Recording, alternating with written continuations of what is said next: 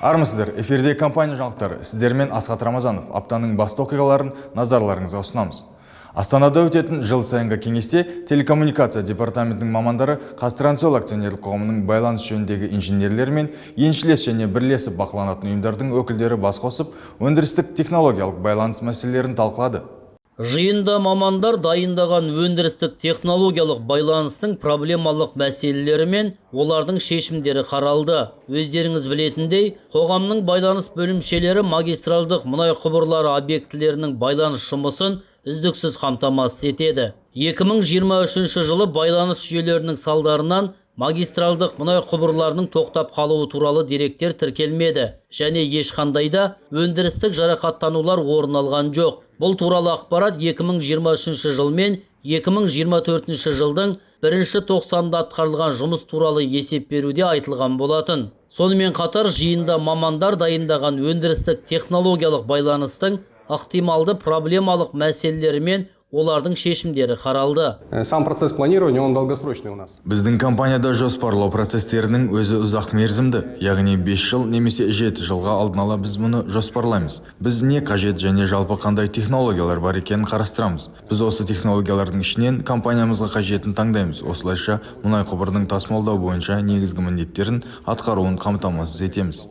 Қазтрансойл акционерлік қоғамының 2025-2029 жылдарға арналған өндірістік технологиялық байланыс бөлігінде бизнес жоспарының жобасын қалыптастыру, сондай-ақ қаржы және еңбек ресурстарын тиімді пайдалану, инновациялық техникалық шешімдерді енгізу мәселелері де талқыға салынды.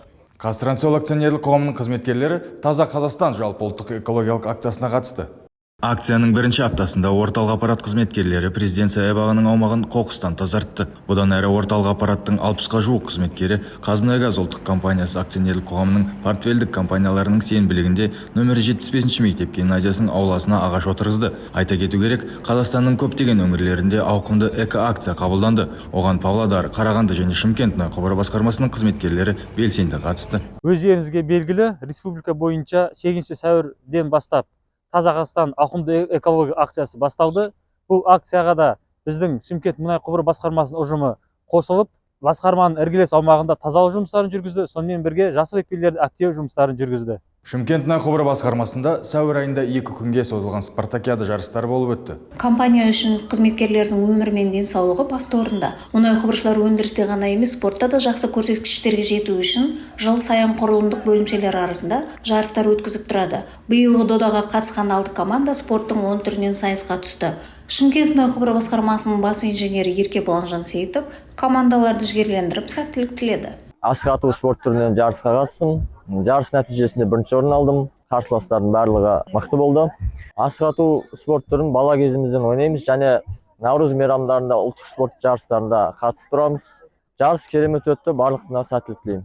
Бүгінгі спартакиадалық жарыста 9 ұлттық ойыннан қатысып жатырмын. Бұл 3-ші рет қатысуым. Алдыңғы жылдары 2-ші және 3-ші орын алғам. Биыл 1-ші орын алып, үздіктердің қатарына іліндім. Биыл жарысқа мұнай құбыршылар жүзуден де қатысты. Басқарма спорт арқылы ұжымның бірлігі мен корпоративтік рухын арттыруға, қарым-қатынасын нығайтуға ерекше назар аударып келеді. Командалар ойын барысында ауызбіршілік танытып, жарыстың көрігін қыздыра түсті. Жалпы командалық нәтижелер бойынша 1-ші орында Теріскей командасы, 2-ші орында Жігер командасы, 3-ші орынды Достық командасы жеңіп алды. Биыл шахмат жарысына алғаш рет қатысуым. 1-ші орын алғаныма өте қуаныштымын. Барлық қатысушыларға, ұйымдастырушыларға рахмет айтамын. Өте қызықты өтті жарыс. Алғашқы рет осы жарысқа қатысып жатқаныма өте қуаныштымын. Орын алдым. Алдағы уақытта 1-ші орынға алуға тырысамын. Барша жеңіске жеткен қатысушыларға, әріптестерімізге тұтай отырып, осылай спорттық жоғары жетістіктерді көрсетуіне тілеулес екенімізді айтқымыз келеді. Жансая Сыдықбай Шымкент мұнай құбыры басқармасынан арнайы корпоративтік телеарна үшін. Павлодар қаласында кеңес әскерінің Ауғанстан жерінен шығарылғанына 35 жыл толуына орай волейболдан қыздар және ерлер командалары арасында облыстық жарыстың ақтық кезеңі өтті. Біздің әріптестеріміз Антон Каченков, Әділ Аубакиров, Сұңғат Нүкежанов, Евгений Гречка және Әділ Жүнісов ұлан командасының сапында өнер көрсетіп, жүлделі 4-ші орын иеленді. Дүбірлі додаға аймақ бойынша 24 команда қатысып, оның тек 6-ы ғана финалдық кездесулерге жолдама алғанында атап өткен абзал. Спорт сайып қырандары жиналған сайыста Республикаға аты мәлім волейболшыларда бақтарын сынады. Біз мұндай турнирлерге тұрақты түрде қатыссақ та бұл жарыстың орны бөлек. Себебі оған Павлодар облысының 6 үздік мықты командасы қатысуда. Барлық қиындықтарға қарамастан бізге оң нәтиже, өз шеберлігімізді көрсету мүмкін болды. Осы аптаға келіп түскен жаңалықтар легі осындай. Амандықпен жүздескенше сау болыңыздар.